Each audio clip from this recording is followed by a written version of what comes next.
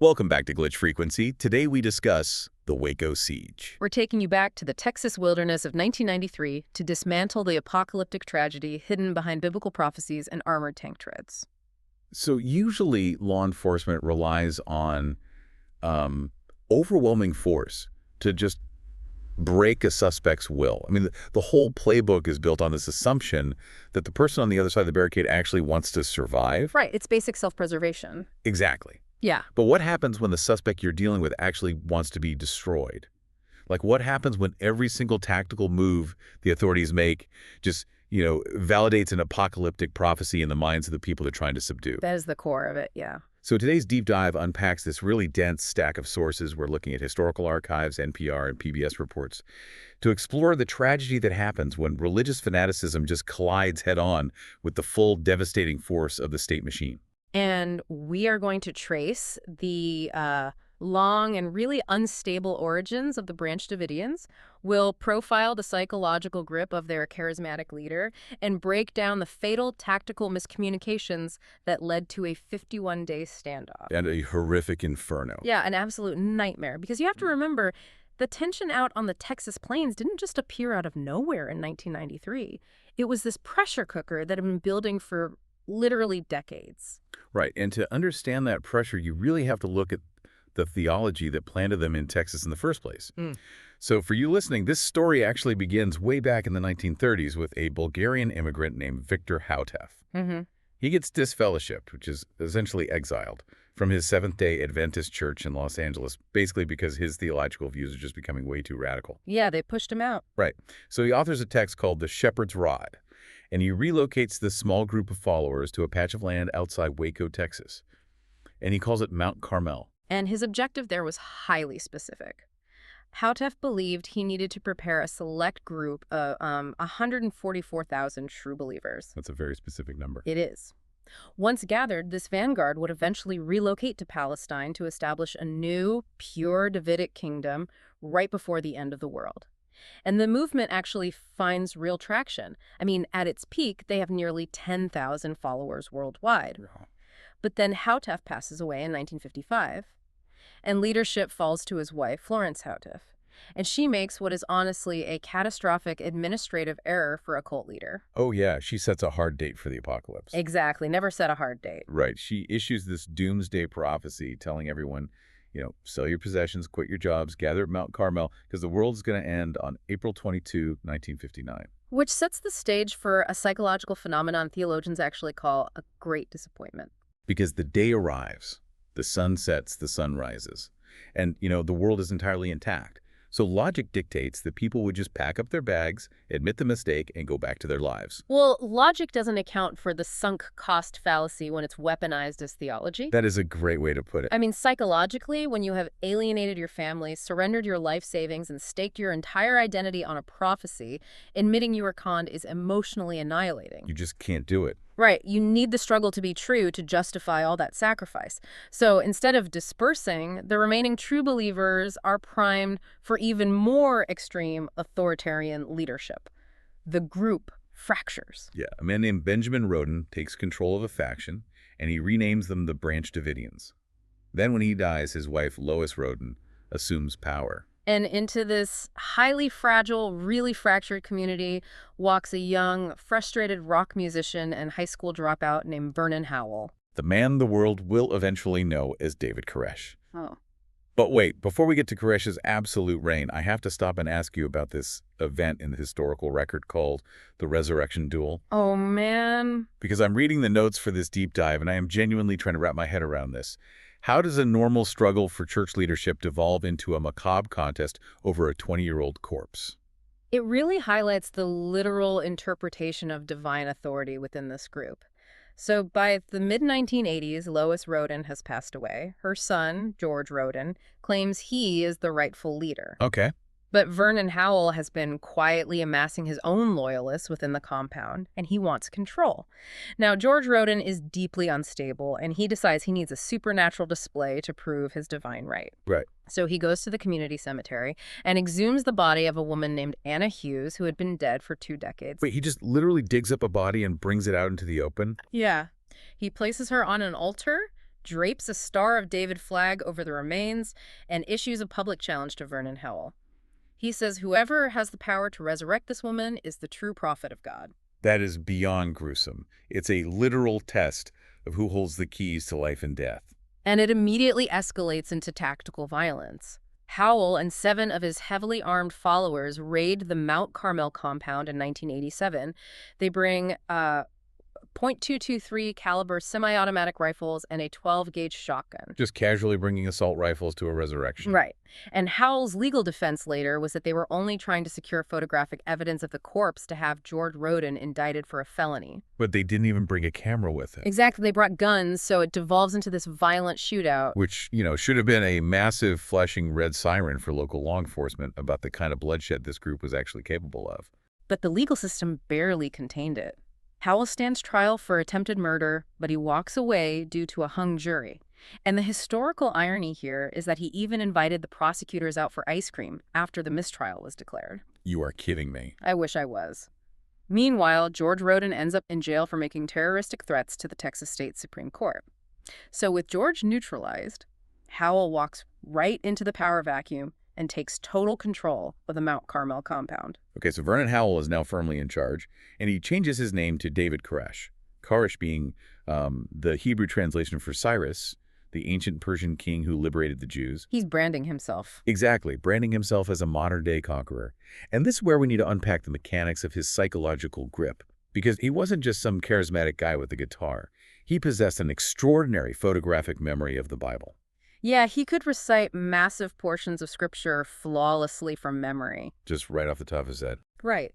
And for a community of seekers whose entire operational reality revolved around biblical prophecy, that ability didn't just look like good memorization, it looked supernatural. It looked like divine intervention. Exactly. He convinced them he was the only being on earth capable of interpreting the 7 seals from the book of Revelation. The 7 seals being, essentially, the locks on a divine scroll that, when opened, trigger the apocalypse and the final judgment of humanity. Yes. By claiming he held the key to those seals, he essentially held the key to their eternal souls. And he uses that ultimate spiritual leverage to implement a doctrine he called New Light. And looking at the sources impartially, this is where the total deprivation of autonomy really occurs. It really takes a dark turn here. It's like a hostile corporate takeover. Yeah. But the currency is human lives. I mean, he abolishes the marriages of all his followers. He mandates celibacy for the men and claims exclusive sexual rights to all the women in the commune. The justification he used was this really twisted theological concept of the sinful Messiah. How does that work? Well, Koresh argued that Jesus was a sinless Messiah, which meant Jesus couldn't truly understand the depths of human failing.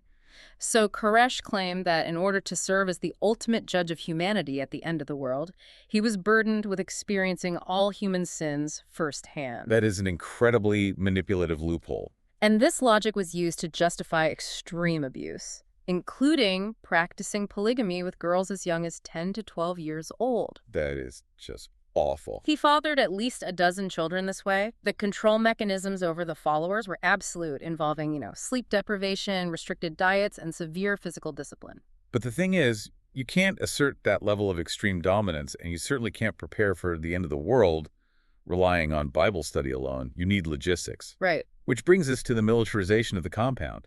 Because these weren't simple farmers living off the grid anymore. Koresh was turning them into warriors. He began stockpiling an immense arsenal. Ostensibly, they told people they were buying and modifying weapons to sell at gun shows for profit. As a business. Yeah, but the reality was a $200,000 armory inside the compound.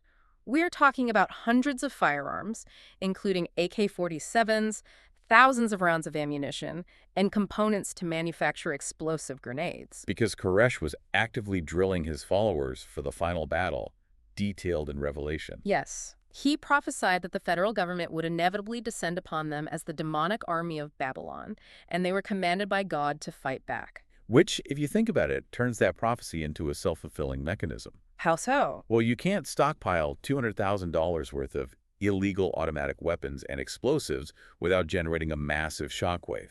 And eventually, that shockwave hits the radar of the Bureau of Alcohol, Tobacco, and Firearms. The ATF. Right, and the ATF investigation actually kicks off because of a sheer accident.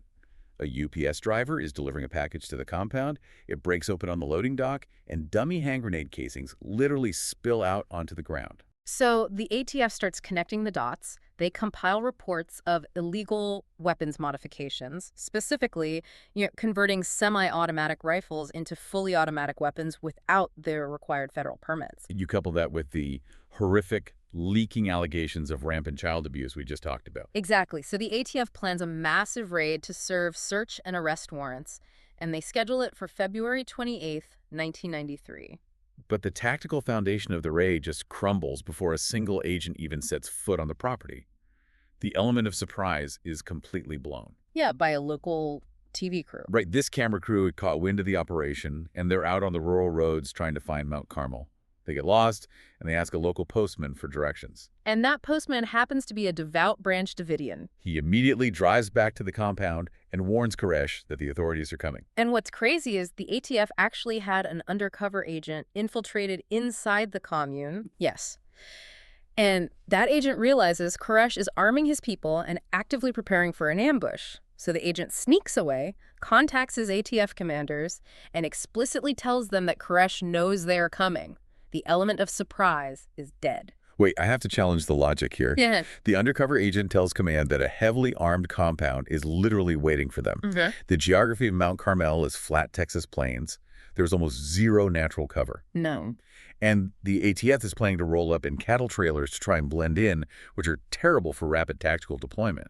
So why on earth did the commanders proceed with the raid if the primary mandate is protecting those children from a firefight, pushing forward that was catastrophically negligent? It is a textbook failure of bureaucratic momentum. The ATF had assembled over 100 agents, medical support, a whole media presence. They didn't want to back down. Right. Canceling the operation at the last minute would have been a massive logistical and public relations embarrassment. They believed their sheer numbers and firepower would intimidate Koresh into standing down. But Koresh wasn't operating on the logic of self-preservation. He was operating on the prophecy of a holy war. And so the cattle trailers roll up to the compound and they step right into a slaughter. It turns into a harrowing 45-minute gunfight. It is a literal war zone. Oh, man. The ATF agents are pinned down, taking heavy fire through the flimsy walls of the building. And, both sides will later claim the other fired the first shot, but the toll is indisputable. Right. 4 federal agents are killed, 16 are wounded, 6 Branch Davidians also die in the exchange, and Koresh himself is shot in the wrist and waist. And the ATS is eventually forced to agree to a ceasefire just to recover their dead and wounded, and they withdraw to the perimeter. The raid is an unmitigated disaster. It really is. And it is at this point that the FBI is called in to take command of the scene, inheriting a total bloodbath and a heavily fortified compound holding dozens of hostages, many of them children. Which triggers the infamous 51-day siege. Right. The FBI establishes a perimeter and defaults to their standard hostage barricade procedures, which heavily relies on psychological warfare. And this is where things get really surreal. Oh, absolutely. Put yourself in the shoes of someone inside that building. Yeah. The FBI cuts the electricity. They aim stadium-level floodlights through the windows so the compound is blindingly bright all night long. Just to ruin their sleep. Yeah. And they bombard the building with sound 247 using these massive loudspeakers. They play the piercing shrieks of rabbits being slaughtered. They blast Nancy Sinatra's "These boots are made for walking" on an endless, deafening loop. It sounds absurd, but they are trying to induce sheer physical and mental exhaustion to force a surrender. Right. But this reveals the fatal flaw in the FBI's approach, because they treated the Branch Davidians like bank robbers trapped in a vault. In a standard standoff, sensory deprivation and pressure break down a criminal's will to survive. But the Davidians weren't trying to survive in a secular sense. They were actively seeking the fulfillment of their prophecy. Exactly. It's what you could call a tactical immune response. Every action the FBI took to apply pressure had the exact opposite effect. Give me an example of that. Well, when the FBI drove armored vehicles around the perimeter, they ended up crushing the fresh graves of the Davidians who died in the initial shootout. Oh, wow. And it didn't demoralize them. It actively validated Koresh's theology. Koresh told them the evil forces of Babylon would come in tanks to destroy them. And there the tanks were, right outside the window. Every tactical push was just another verse of Revelation coming true.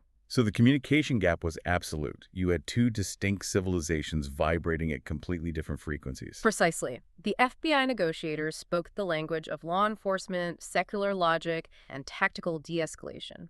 Koresh insisted on speaking the language of biblical prophecy. He demanded to discuss the theology of the seven seals, right? Yeah. Two prominent religious scholars actually reached out to the FBI and warned them, saying, "You must engage this man on his theological terms. He is waiting for a divine signal." But the FBI leadership just handed Koresh's theological letters over to a terrorism expert who dismissed them as mere psychological stalling tactics. They refused to tune into the frequency. Though there was a brief window of negotiation where Koresh released 35 people, including 21 children. Yes. He even struck a deal with the FBI. If they broadcast his 58-minute sermon on national radio, he would surrender peacefully. And the FBI complied, the sermon aired, and then Koresh reneged.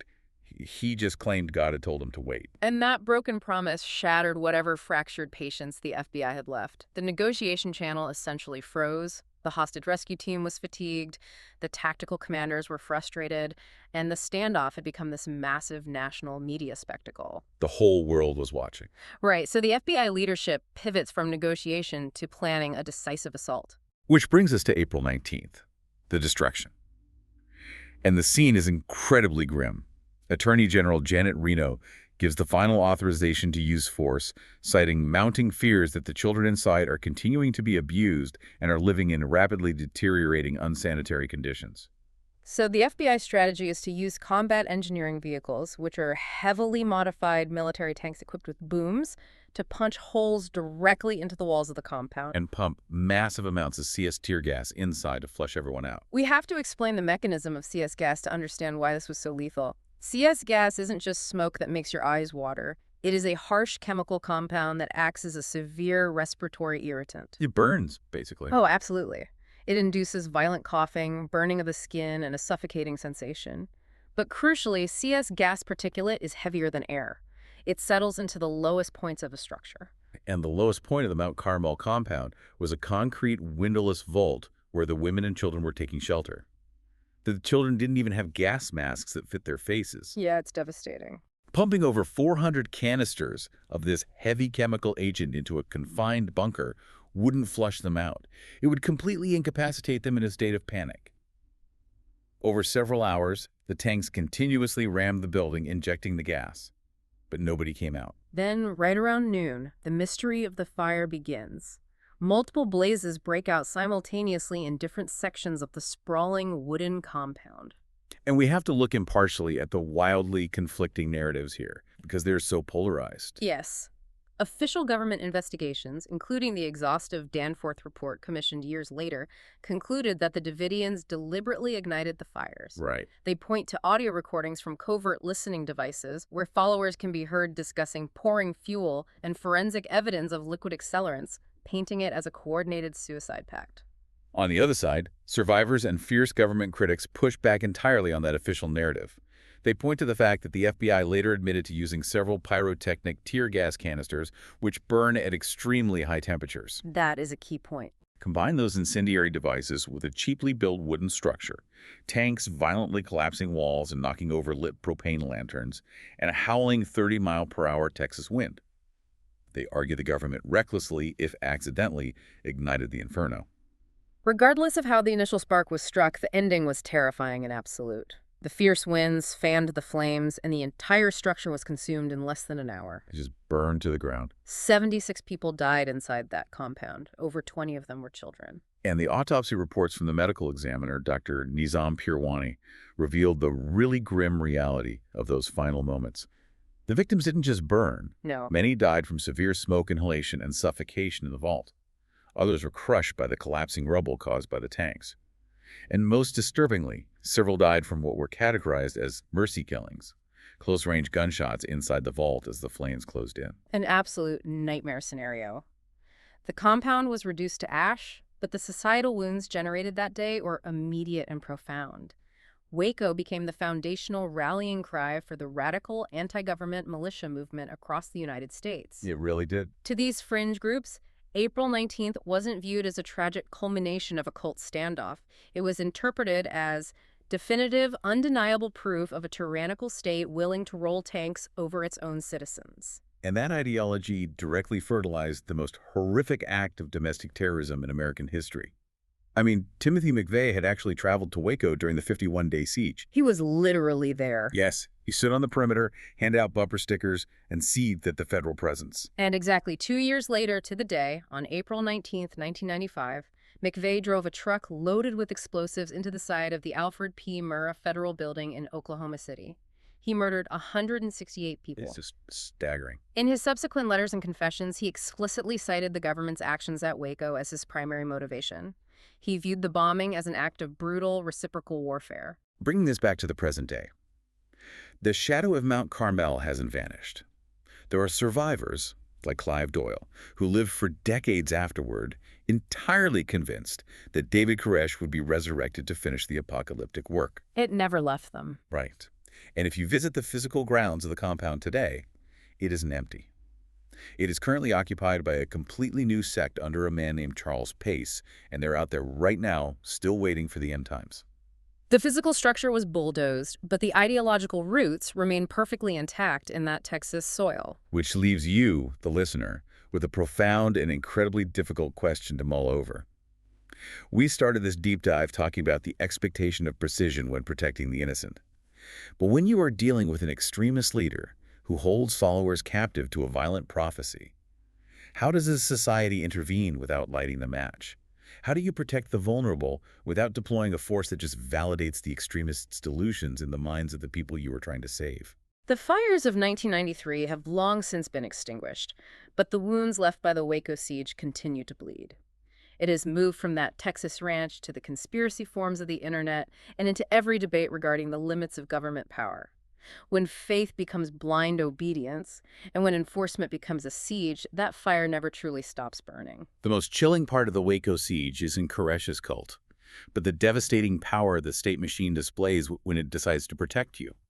As the tanks pushed through the walls and gas filled the rooms, those followers looking at the flames might have truly believed the prophecy was coming true. Frequency tuning ends here. See you next episode.